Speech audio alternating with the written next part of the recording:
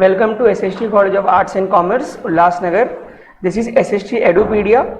I am Prabhat Singh, Assistant Professor from BCBI Department, and I am continuing with the topic in Central Banking, starting with Module 2.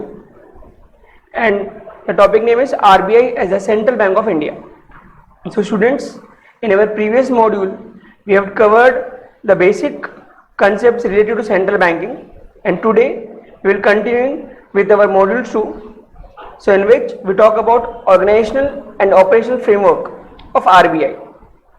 So students, RBI जैसे कि मैंने आपको बताया था कि it's act on parliament के द्वारा 1934 में इसे लागू किया गया था एंड इन 1935 इसकी प्रॉपर फंक्शनिंग शुरू हुई थी एंड इसे बनाने वाले ब्रिटिश गवर्नमेंट थे जिन्होंने सिमिलरली बैंक ऑफ इंग्लैंड के अकॉर्डिंग इसको बनाया था। ये स्टार्ट हुआ था as a private share holder bank जिसे कंट्रोल किया जाता था सेंट्रल गवर्नमेंट के द्वारा and after the independence of India in 1949 इसे नेशनलाइज कर दिया गया एंड इनके पास जो भी पावर्स जिनको दिए गए वो बैंकिंग रेगुलेशन एक्ट 1914 के द्वारा इनको प्रोवाइड किया गया। इनिशियली इनके जो हेडक्वार्टर्स थे बिफोर इंडिपेंडेंस वो कैलकाटा में था, बट उसी समय के इन बिटवीन 1937 इसे मूव कर दिया गया बॉम्बे में, जो ये करंटली भी मुंबई कहलाता है। ये आपके सामने एक छोटा सा फ्लो चार्ट है जिसमें हम ये मेंशन कर रहे हैं कि किस तरीके से इस इंस्टीट्यूशन को चलाने के लिए कितने मेंबर्स की जरूरत पड़ती है। जैसे कि आपको देखने को मिल रहा है, the first one is 1 governor and 4 deputy governors depending upon the metropolitical cities, then 4 directors, 1 from each local board, 10 directors appointed by the government and 1 government की नॉमिनी। उसी के साथ जो फर्स्ट हमारे पास क्राइटेरिया है 1 गवर्नर एंड 4 डेप्यूटी गवर्नर्स, इन्होंने bifurcation किया है। The first one is governor and the second one is deputy governor, in which governor के नीचे आपको देखने को मिल रहा है chairman of the board and in deputy governor vice chairman of the board. Basically ये जितने भी जो मेंबर्स हैं इनके द्वारा ही जो आरबीआई है वो चलती हैं और इनके अकॉर्डिंग ही फ्रेमवर्क और पॉलिसीज बनाई जाती हैं। देन अब हम बात करते हैं एक concept called monetary policy committee, which means India में जिस तरीके से मॉनेटरी पॉलिसीज बनाई जाती हैं रही हैं इतने सालों से, तो उसमें बहुत सारे हमें इंडिकेटर्स को फॉलो करना पड़ता था और उसके अकॉर्डिंग हम डिसीजन लेते थे। बट ऐसे में जून 2016 के समय में उस समय के जो करंट गवर्नर थे मिस्टर उर्जित पटेल, उन्होंने इस एमपीसी पॉलिसी को स्टैब्लिश किया। इनकी जो रिकमेंडेशन थी कि आरबीआई जो भी मॉनेटरी पॉलिसी जब भी वो लेकर के आते हैं तो ऐसे में उन्हें मल्टीपल इंडिकेटर्स पे ध्यान देना पड़ता है, like rate of inflation, growth rate, exchange rate level of employment and stability of the banking system. तो ऐसे में अगर उन्हें कोई भी चेंजेस करने हैं तो उस चेंजेस को करने के लिए उन्हें सारे के सारे फैक्टर्स को उन्हें कंसिडर करना पड़ता था, जो कि एक बहुत ही बड़ा प्रॉब्लमेटिक उनके लिए एक चैलेंज होता था। तो ऐसे में उस चैलेंज को रिजॉल्व करने के लिए ही गवर्नमेंट ने और डॉक्टर उर्जित पटेल ने ये कमिटी बनाई जिसके अंतर्गत हम ये क्या करते हैं, हम किस तरीके से पॉलिसीज को टारगेट करते हैं, which is inflation targeting, which means inflation targeting ये बताता है कि किस तरीके से कोई भी मॉनेटरी पॉलिसी में जो इन्फ्लेशन टारगेटिंग है वो मेंशन करते हैं कि मार्केट में किस तरीके के चेंजेस देखने को मिलेंगे जब हम इन्फ्लेशन को टारगेट करके हम कोई भी पॉलिसी को बनाएंगे, rather than multiple indicators approach, because multiple में हमें हर एक एस्पेक्ट्स को देखना पड़ता था जिसके अकॉर्डिंग समय ज़्यादा लगता था।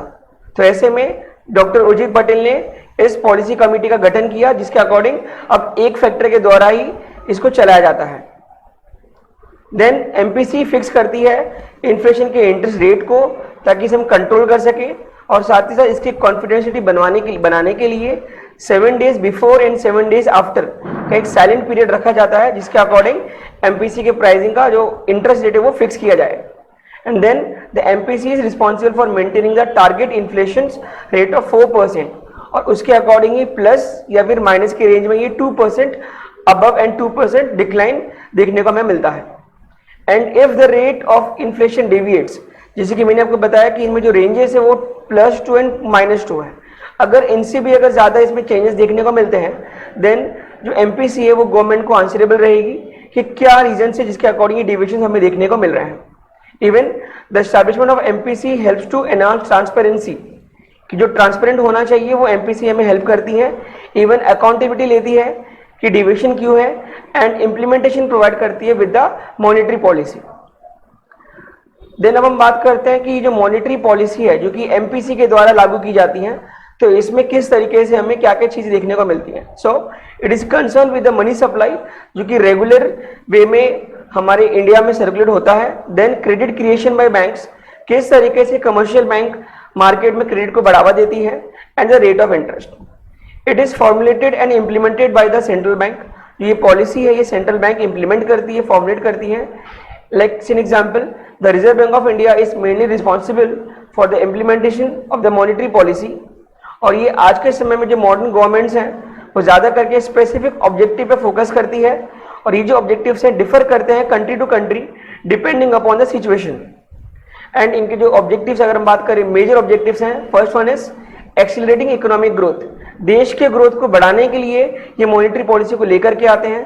जैसे हर साल आरबीआई कुछ चेंजेस करती है जिसके अकॉर्डिंग हमारी इकोनॉमी में पॉजिटिव इफेक्ट देखने को मिलते हैं। सेकेंड थिंग, प्राइस को स्टेबिलिटी बनाए रखना, मार्केट में ड्यू टू द इन्फ्लेशन, उस इन्फ्लेशन को कंट्रोल करने के लिए, स्टेबल करने के लिए मॉनेटरी पॉलिसी की जरूरत पड़ती है। Third thing, attaining full employment and maintaining it, market में जो एम्प्लॉयमेंट का जो सिचुएशन चल रहा है उस एम्प्लॉयमेंट को फुल्ली मेंटेन करना और उसको स्टेबल रखना, and at the and ensure stability in the rate of exchange. So which means हमारी फॉरेन करेंसी के साथ जब हमारी डोमेस्टिक करेंसी जो टाइप रहता है उस टाइप को कंट्रोल करना, उस टाइप को स्टेबल रखने का जो काम होता है वो भी मॉनेटरी पॉलिसी के द्वारा किया जाता है। देन अब हम बढ़ते हैं इनके ऑब्जेक्टिव्स जो कि सोलली पर्पस इनके 4 मेजर पार्ट को एक्सप्लेन करते हैं। The first one is economic growth. As you all know, economic growth से किसी भी कंट्री का नेशनल इनकम इंक्रीज होता है, तो ऐसे में जब नेशनल इनकम बढ़ता है which means it leads to the capital formation of the country, and इसके अकॉर्डिंग देश में जो इंफ्रास्ट्रक्चर है, जो बिल्डअप है, वो आगे की तरफ बढ़ते हैं। देन प्राइस स्टेबिलिटी, जो मॉनेटरी पॉलिसी एम करती है कि मार्केट में जो भी फ्लक्चुएशंस हैं उनको स्टेबल रख सके, बिकॉज स्टेबल रखेंगे तो मार्केट में जो भी एडवर्स इफेक्ट्स है वो देखने को आपको नहीं मिलेंगे। एंड ये भी हमें देखने को मिलता है कि अगर मार्केट में माइल्ड इन्फ्लेशन है तो इकोनॉमी बेटर तरीके से मूव ऑन करती है, but if there is running inflation so ये इकोनॉमी के लिए हार्मफुल होती है। जैसे कि आज के समय में आपको देखने को मिल रहा है इन श्रीलंका, वहां पर आपको रनिंग इन्फ्लेशन देखने को मिलता है। दैट्स वाई वहां पे जो भी प्राइजेस हैं वो ज्यादा से ज्यादा राइज हो रही हैं, बूस्ट हो रही हैं। दैट्स द रिजल्ट कि वहां पर जो प्राइजेस है वो इनस्टेबल है। Then the third one is full employment, which means ये एक ऐसा सिचुएशन है जहां पर हम चाहते हैं कि हमारी पूरी की पूरी इकोनॉमी एक अच्छी तरीके से मार्केट में प्रॉपरली एम्प्लॉयड हो सके। और यहाँ पर हमें ये भी देखने को मिलता है कि सर्टेन समय पर हमें इनवॉलंटरी अनएम्प्लॉयमेंट कभी कभी अप्लाई होती है। सो हमें ध्यान देना है कि मॉनेटरी पॉलिसी का जो मेजर फोकस होता है वो फुल्ली एम्प्लॉयमेंट पर होता है। Then they talk about monetary policy in terms of exchange rate stability.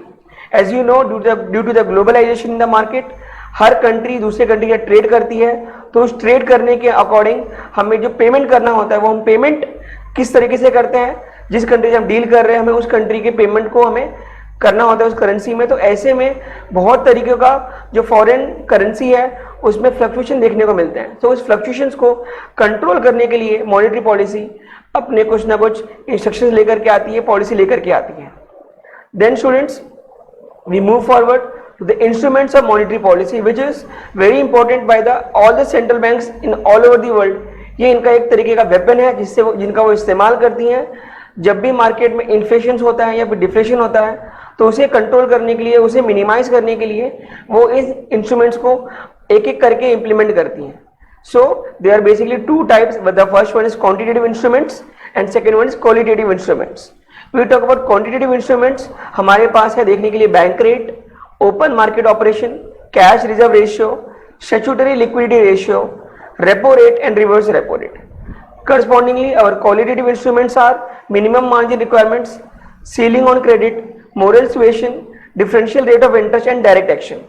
So students, हम एक एक करके इन सारे इंस्ट्रूमेंट्स को कंसिडर करते हैं एंड देखते हैं कि इनमें किस तरीके की चेंजेस गवर्नमेंट या फिर जो सेंट्रल या जो आरबीआई है वो किस तरीके से वो लेकर के आती है। So our first is bank rate. Bank rate एक ऐसा रेट है जहां पर सेंट्रल बैंक कमर्शियल बैंक को जब लोन प्रोवाइड करती है तो उस पर वो इंटरेस्ट जो चार्ज करती है, ऐसे में उसे हम कहते हैं बैंक रेट। ये एक ऐसा इवेंट है जब भी कमर्शियल बैंक के पास डेफिशिएंसी होती है तो डेफिशिएंसी को पूरा करने के लिए वो सेंट्रल बैंक से बोरो करता है। In India case that would be the reserve bank of India. अगर हम बात करें इंडिया के अलावा जो बाहर की जो कंट्रीज हैं वो अपने सेंट्रल बैंक से बोरो करती हैं for to meet their funds का जो उनको जो डेफिशिएंसी होती है, और ऐसे में हम आरबीआई के पास जाते हैं। The borrowing is done as per the basis of monetary policy of that country. Depend करता है कि किस तरीके से रूल्स को बनाया गया या फॉर्मुलेट किया गया है। And the interest rate is charge by the national central financial authority that control the money supply, which means इनके जो इंटरेस्ट जो चार्ज किए जाते हैं वो सेंट्रल फाइनेंशियल अथॉरिटी के द्वारा बनाए जाते हैं, जिसके अकॉर्डिंग मार्केट में एक प्रॉपर तरीके से स्टेबिलिटी बनी रहे। और ये स्टेबिलिटी बनाने के लिए गवर्नमेंट जो आरबीआई क्या करती है, इनके रेट्स में क्वार्टरली बेसिस पे चेंजेस करती है। And as per this quarter आज के समय में जो रेट है bank rate which is 4.25%। So after bank rate we will discuss about open market operation. ये एक ऐसा कंसेप्ट है जहां पर मार्केट में sale and purchase of government securities, जिसे हम गिल्ट एज सिक्योरिटीज भी कहते हैं, जिसके अंदर में हमें ट्रेजरी बिल्स भी देखने को मिलता है, जो आरबीआई मार्केट में परचेज भी करती है, आरबीआई मार्केट में सेल भी करती है, depending upon the situation in the economy. इनका ऑब्जेक्टिव क्या है, मार्केट में मनी सप्लाई को प्रॉपर तरीके से सर्कुलेट करा सके। आरबीआई कैरी करती है इस ओएमओ को थ्रू द कमर्शियल बैंक, और इनका कोई भी पब्लिक के साथ डायरेक्टली डील नहीं होती है। जब भी लगता है सेंट्रल बैंकों की मार्केट में लिक्विडिटी लानी चाहिए तो गवर्नमेंट क्या करती है, आरबीआई क्या करती है, मार्केट में इस गवर्नमेंट सिक्योरिटीज को बाय करती है। एंड इसके ही करस्पॉन्डिंग में जब मार्केट में लिक्विडिटी को जब कर्व करना है तभी हम इस ओपन मार्केट ऑपरेशन के द्वारा उस सिक्योरिटी को सेल करती है, जिसके अकॉर्डिंग मार्केट में ऑटोमेटिक इन्फ्लेशन और डिफ्लेशन कंट्रोल देखने को हमें मिलता है। Then we talk about cash reserve ratio, CRR जिसे हम कहते हैं। ये एक बहुत ही इसेंशियल मॉनेटरी पॉलिसी है, एक ऐसा टूल है जिसके द्वारा हम मनी सप्लाई को कंट्रोल कर सकते हैं। और इसे कंट्रोल करने के लिए जो सेंट्रल बैंक है वो मार्केट में इसके रेट्स को इंक्रीज डिक्रीज करती है, जिस तरीके से हमने जस्ट अभी देखा कि बैंक रेट की भी जो वैल्यू है उन्हें इंक्रीज डिक्रीज किया जाता है depending upon the situation in the economy. So currently the cash reserve ratio is 4%। And CRR का जो ये रेट है ये minimum percentage of cash deposit पर डिपेंड करता है, जो कि आरबीआई स्पेसिफाई करती है। और हर एक कमर्शियल बैंक को मैंडेटरी है कि वो सेंट्रल बैंक के पास a certain amount of money RBI के पास डिपॉजिट करे। And cash reserve ratio is computed as a percentage of the net demand and time liability of each bank. Depend करता है कि मार्केट में जो कमर्शियल बैंक है फ्यूचर में होने वाले डिमांड और लायबिलिटी को पूरा करने के लिए वो एक सर्टेन अमाउंट आरबीआई के पास रखते हैं। एंड देन इससे वो क्या किस तरीके से कैसे मेंटेन करेंगे, net demand and time liabilities reach when the total of saving account, current account and fixed deposit balances. इसके अकॉर्डिंग ही मार्केट में क्या करते हैं, कैश रिजर्व रेशियो को आरबीआई के पास केप्ट रखते हैं। Then we talk about statutory liquidity ratio. Students, ये जो रेशियो है, ये जो कंसेप्ट है हमारा, यहाँ पर हर कमर्शियल बैंक अपने पास मेंटेन रखती है in the form of liquid cash, gold और अदर सिक्योरिटीज, विच मीन्स इस अमाउंट को अपने पास इसलिए रखती है because there is a strict instruction given by the RBI कि आपको मार्केट में क्रेडिट के ग्रोथ को बढ़ाने के लिए, कंट्रोल करने के लिए आपको इस रेट को अपने पास रखना पड़ता है। एंड एज अ रिजल्ट ये जो रेट है आज के समय विच इज 18%। एंड गवर्नमेंट इसे यूज करती है एक तरीके से वेपन के जैसे। मार्केट में जब भी इन्फ्लेशन होता है तो इन्फ्लेशन को कंट्रोल करने के लिए वो SLR को बढ़ा देती है। एंड उसी तरीके से जब मार्केट में जब डिफ्लेशन शुरू होता है तो इस SLR को वो डिक्रीज कर देती है। So depending upon the situation जो हम बात करते हुए आ रहे हैं वही यहाँ पर ही मेंशन किया गया है। SLR was prescribed by the section 24 2A of banking regulation act 1949। And ये भी मेंशन किया गया कि if a bank fails to implement this particular SLR in their bank, तो ऐसे में आरबीआई इन्हें पेनल्टी भी चार्ज करती है which is 3% above the bank rate on the deficient amount of that particular day। कि जितना उन्होंने नहीं मेंटेन किया है उसके अकॉर्डिंग हम इन पर चार्जेस लगा सकते हैं। तो हर बैंक को, हर कमर्शियल बैंक को SLR मेंटेन करना मैंडेटरी होता है for the benefit of the customers. Then we talk about repo rate and reverse repo rate. So repo rate basically means what, एक ऐसा अमाउंट ऑफ इंटरेस्ट है जहां पर आरबीआई लेंड करती है कमर्शियल बैंक को, और ऐसे में जो रेट्स होती हैं वो करंट है वो जो कि है 4%, विच मीन्स रेपो रेट की अगर हम बात करें टेक्निकली इसे हम कहते हैं रीपर्चेजिंग ऑप्शन, और we can see that repurchase agreement, which means both the parties are required to sign an agreement दोनों पार्टीज को एग्रीमेंट को साइन करना होता है of repurchasing which will state the repurchase securities, कि जो ये मैंडेटरी जब ये साइन कर रहे हैं कॉन्ट्रैक्ट पे दोनों पार्टीज, तो ऐसे में स्पेसिफिक डेट फिक्स की जाती है जिसके अंदर जो पेमेंट होगा वो प्री डिटरमाइंड प्राइस पर होगा। लेट्स सी एन एग्जांपल कि आज दो पार्टीज मिलकर के रीपर्चेज एग्रीमेंट पर साइन कर रही हैं जो कि फ्यूचर में पेमेंट होने वाला है, लेकिन जो पेमेंट होगा वो आज के डेट पर ही होगा। वही यहाँ मेंशन किया गया pre determined price. So the repo rate in India is controlled by the RBI. इस रेट्स को आरबीआई कंट्रोल करती है, अकॉर्डिंगली क्वार्टर के बेसिस पे इन्हें बढ़ाती भी है, इन्हें घटाती भी है। बट हमें ध्यान देना होगा इनमें जो भी चेंजेस देखने को मिलते हैं वो सब्सिक्वेंटली असर हमारे रिवर्स रेपो रेट पर भी देखने को मिलता है। Basically the reverse repo rate is the rate of interest that is provide by the RBI while borrowing money from the commercial bank. Students हमें ध्यान देना है, रेपो रेट में सेंट्रल बैंक कमर्शियल बैंक को लोन देती है and reverse repo rate में commercial bank reserve bank को लोन देती है। So there is a simultaneously the data has been reverse. So reverse के फॉर्म में जो reverse repo rate है that is 3.35% right now. Reverse repo rate is an important instrument in the monetary policy जिसके द्वारा money supply को control किया जाता है। एंड जितने भी हमने जो कंसेप्ट पढ़े हैं students, these are the quantitative instruments of the RBI। अब हम बढ़ते हैं हमारे क्वालिटेटिव इंस्ट्रूमेंट्स में, जिसमें जो फर्स्ट है which is minimum margin requirements. जैसे कि आपको देखने को मिल रहा है the word called margin. Margin basically means what, किसी भी दो पर्टिकुलर पॉइंट्स के बीच का गैप जिसे हम कहते हैं margin. So in terms of RBI यहाँ पे क्या मेंशन किया गया है, margin requirement refer to the difference between the current value of the security offer for loan and which we call as a collateral and the value of loan granted. So which means as an example we can also learn the concept। Mention किया गया एक person bank से loan लेना चाहता है जिसके अंदर में वो अपने प्रॉपर्टी को, अपने घर को वो एज अ कोलेटरल रख रहा है जिसकी वैल्यू है 1 करोड़ रुपीस, बट बैंक से उसे जो लोन मिल रहा है the loan he is getting is 80 lakh rupees, which means जो मार्जिन रिक्वायरमेंट है इस केस में वो है 20 लाख रुपए। Which we can generally say that कि that amount which we can not receive उसे हम कहते हैं मार्जिन। बिकॉज हमने लोन लिया 80 लाख रुपीस का, हमने प्रॉपर्टी रखी है 1 करोड़ रुपीस की, so that 20 lakh rupees that is margin. और ये मार्जिन जो है आरबीआई फिक्स करती है कि कितने परसेंट हमें रखना है, बिकॉज इसके अकॉर्डिंग ही मार्केट में डिमांड एंड सप्लाई जनरेट की जाती है। Because if you talk about inflation in the market, जब भी मार्केट में आरबीआई इनके गैप्स को कम करती है तो ऐसे में इन्फ्लेशन बढ़ता है, बिकॉज द डिमांड बूस्ट। और उसी के अकॉर्डिंग जब डिमांड को जब कंट्रोल करना होता है तो जो मार्जिन होती है उसे हम एक्सटेंड कर देते हैं। So which leads to let's an example. इसी एग्जांपल हम कंटिन्यू करते हैं। जैसे इन्हें 1 करोड़ के प्रॉपर्टी के अगेंस्ट में उन्हें 80 लाख रुपीस मिला है, तो ऐसे में द डिमांड विल इंक्रीज।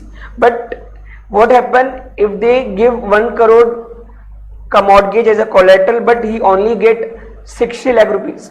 सो ऐसे कंडीशन में जो मार्जिन है हमारा वो 40 लाख हो रहा है, तो ऐसे में automatically the demand will decrease. So इस तरीके से आरबीआई मार्जिन के इस्तेमाल करके मार्केट में क्या करती है, इन्फ्लेशन और डिफ्लेशन को कंट्रोल करती है।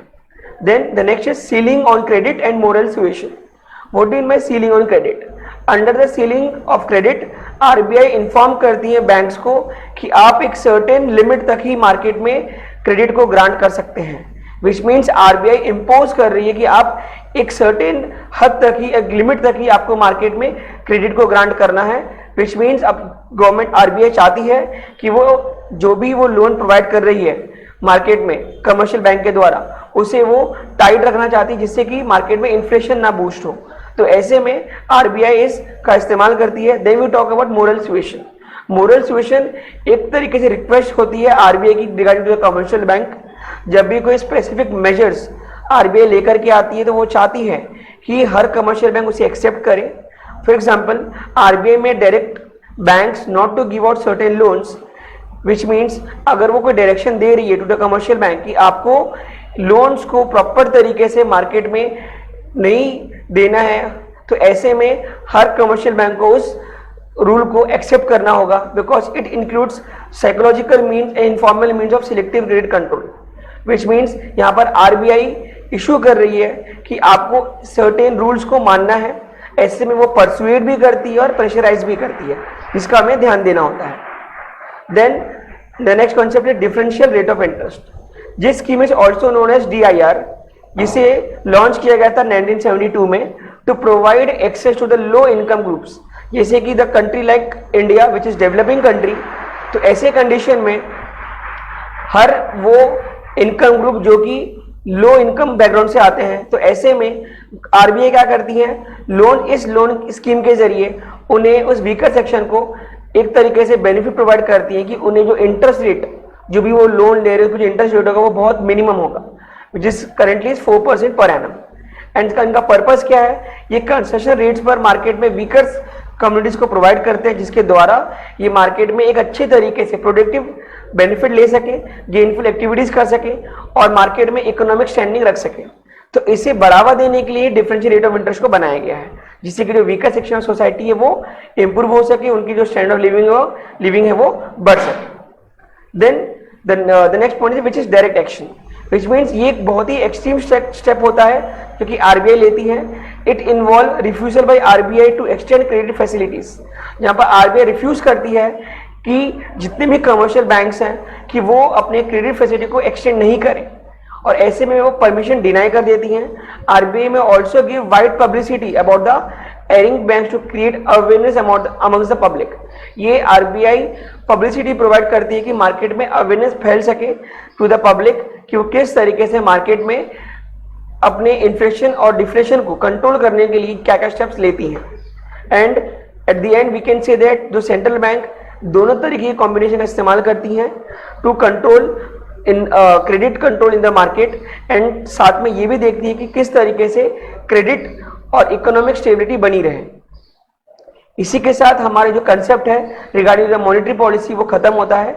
Then we move forward to our fiscal policy, जो कि सेंट्रल गवर्नमेंट के द्वारा बनाई जाती है. ये भी एक बहुत ही पावरफुल इंस्ट्रूमेंट है, जिसमें सेंट्रल गवर्नमेंट मार्केट में कुछ ऐसे फैक्टर्स को अचीव करना चाहती है, जिसके अंदर में फर्स्ट वन है सोशियो इकोनॉमिक ऑब्जेक्टिव्स, जिसके अकॉर्डिंग ये इन्फ्लुएंस करती है प्रोडक्शन को, डिस्ट्रीब्यूशन को, कंजम्पशन एंड रिसोर्स एलोकेशन. और इसे फॉर्मुलेट एंड इम्प्लीमेंट गवर्नमेंट के द्वारा किया जाता है, जिसमें प्री डिटरमाइंड ऑब्जेक्टिव्स पहले से तैयार रहती हैं. Fiscal policy is concern with the public revenue. Public से जो रेवेन्यू जनरेट करती है गवर्नमेंट, पब्लिक में जो एक्सपेंडिचर करती है, and even public debt. The government mainly use the budget policy. As you all know, India में जब यूनियन बजट आता है which is on February 1 every year, तो इस यूनियन बजट में ही फिस्कल पॉलिसी को बताया जाता है कि किस तरीके से हम डिजायरेबल चेंजेस करने जा रहे हैं in this upcoming financial year. Then हम कुछ इंस्ट्रूमेंट्स के बारे में बात करते हैं. जैसे हमने इंस्ट्रूमेंट्स हमारी मॉनेटरी पॉलिसी के पढ़े हैं, उसी तरीके से गवर्नमेंट भी कुछ इंस्ट्रूमेंट्स को फॉलो करती है, जिसमें हमारा जो फर्स्ट वन है taxation. As you know, taxation government का एक सबसे बड़ा मेजर सोर्स ऑफ रेवेन्यू है, जो कि उन्हें हर तरीके से बेनिफिट पहुंचाता है. Taxation is a powerful fiscal weapon in the hand of the government. Through taxation हम ये देख सकते हैं कि मार्केट में वो इन्फ्लुएंस करते हैं प्रोडक्शन को, कंजम्पशन को, डिस्ट्रीब्यूशन को, और साथ ही साथ रिसोर्स का एलोकेशन.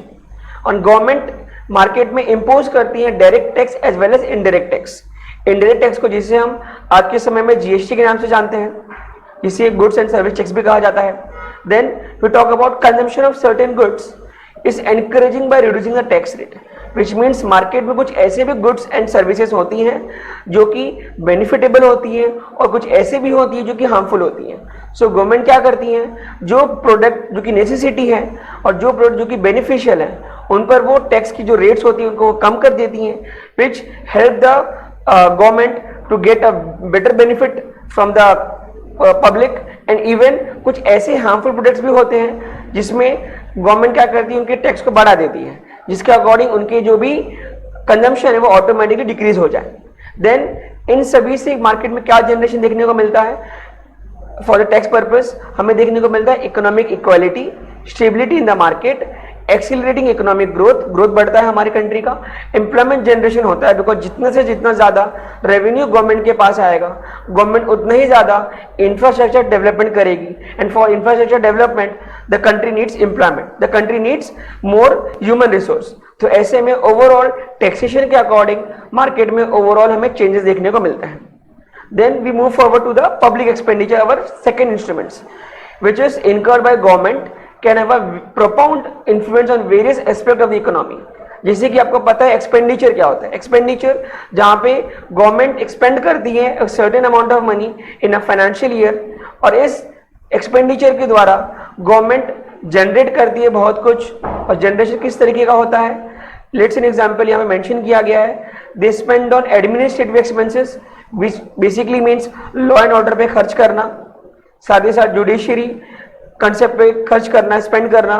प्रॉपर तरीके से कंट्री को चलाने के लिए हम एक्सपेंसेस करते हैं.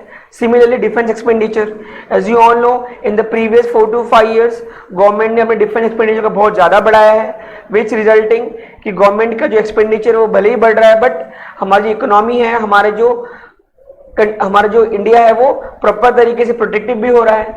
Then we talk about expenditure incurred for the development of agriculture, which means apart from these two government हर एक एस्पेक्ट को छूती है, हर वो टेरिटरी पे स्पेंड करना चाहती है जिसके अकॉर्डिंग जीडीपी हमारा ग्रोथ हो, जिसमें agriculture, industry, transport, communication, even they provide subsidy to those sectors जो कि मार्केट में थोड़े वीकर हैं या फिर जिनको बढ़ने की जरूरत है. एंड साथ ही साथ इनका जो इंटरेस्ट पेमेंट होता है, जब ये लोन लेते हैं मार्केट से, तो ऐसे में इंटरेस्ट पेमेंट के लिए भी ये भी इनका एक एक्सपेंडिचर है.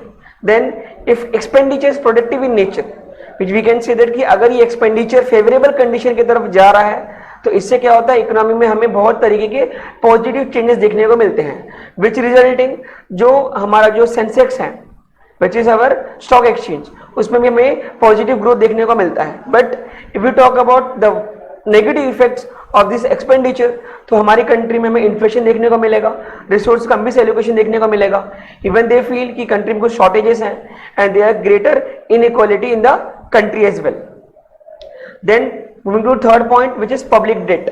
Public debt means when the expenditure of the government exceeds its revenue, which means government जो भी spend कर रही है वो spend उनका ज़्यादा है और उसी fiscal year में उन्हें जो revenue generate हुआ है वो उनसे कम मिला है. Let's an example कि गवर्नमेंट का जो एक्सपेंडिचर है वो है 10 करोड़ रुपीस, बट जो रेवेन्यू ने जनरेट हुआ है वो ओनली 8 करोड़ रुपीस हुआ है. तो ऐसे में इस कंडीशन में गवर्नमेंट क्या करती है, गवर्नमेंट पब्लिक डेट के पास जाती है. ऐसे it also helpful to the government to finance a war और to meet unexpected expenditure due to natural calamities. कि जिस तरीके से मार्केट में नेचुरल कैलामिटीज आ सकती हैं, तो ऐसे अनएक्सपेक्टेड एक्सपेंडिचर्स को रिजॉल्व करने के लिए जो गवर्नमेंट है वो पब्लिक डेट का इस्तेमाल करती है. The government borrow from both internal as well as external sources. Even government borrow from RBI as well. Even government borrow from the some various international institutions as well, like World Bank. Then इस funds को government mobilize करती है various project purpose के लिए, like development of infrastructure, industry sector को बढ़ाना है, agriculture sector को बढ़ाना है. तो इन सब चीज़ों को बढ़ाने के लिए government इस debt का इस्तेमाल करती है. And then the public debt becomes self financing as well. Even government क्या करती है, जब ये फंड्स को लेती है तो इनका केयरफुल यूटिलाइजिंग करती है कि इस फंड का इस्तेमाल प्रॉपर तरीके से हो, कोई भी वेस्टेज ऑफ रिसोर्सेज ना हो. बिकॉज अगर ये इनका वेस्टेज ऑफ रिसोर्सेज करते हैं तो ऐसे में जो पब्लिक डेट का जो बर्डन है वो ज्यादा से ज्यादा गवर्नमेंट पर बढ़ने को देखने को मिलता है. Then we talk about the concept for deficit financing. ये भी एक बहुत ही इंपॉर्टेंट टूल है गवर्नमेंट के पास, जो कि आज के समय में सोशियो इकोनॉमिक ऑब्जेक्टिव को बढ़ाने में काम आता है. It is resorted by government when their expenditure exceed their revenue. Just like our public debt, जहाँ पर हमारा expenditure हमारे revenue से बढ़ता है, तो यहाँ भी वही चीजें बोली गई हैं. ऐसे में it refers to the borrowing from the central bank. हम borrow करते हैं central bank से और running down cash balance of the central government with the central bank. Which means जो central government होती है वो central bank से borrow करती है. एंड इस borrow किस तरीके से करती है, सबसे पहले जो सेंट्रल गवर्नमेंट है एक सर्टेन सिक्योरिटी इशू करती है, उस इशू को सेंट्रल बैंक अपने पास कंसीडर करती है. After that they will issue the currency to the central bank and the government can use the funds for exploiting the unused and under utilised resources. कि market में जिस तरीके से कुछ ऐसे भी रिसोर्सेज होते हैं एक पर्टिकुलर फाइनेंशियल ईयर में जिनको उन्होंने अभी तक टच नहीं किया है, तो ऐसे रिसोर्स को ज़्यादा से ज़्यादा इस्तेमाल करते हैं, उनका यूटिलाइजेशन चाहते हैं, जिसके द्वारा मार्केट में जो स्टेबिलिटी है वो बनी रहे. एंड एट द एंड हम देखते हैं कि it leads to more money supply. तो स्टूडेंट्स, आज के इस मॉड्यूल में हमने monetary policy as well as fiscal policy पर जोर दिया जिसमें हमने समझा कि किस तरीके से RBI as well as central government market में इन्फ्लेशन और डिफ्लेशन को कंट्रोल करती है। तो स्टूडेंट्स, अब हमारा जो नेक्स्ट सेशन होगा वहां पर हम नेक्स्ट मॉड्यूल की तरफ बढ़ेंगे। Thank you.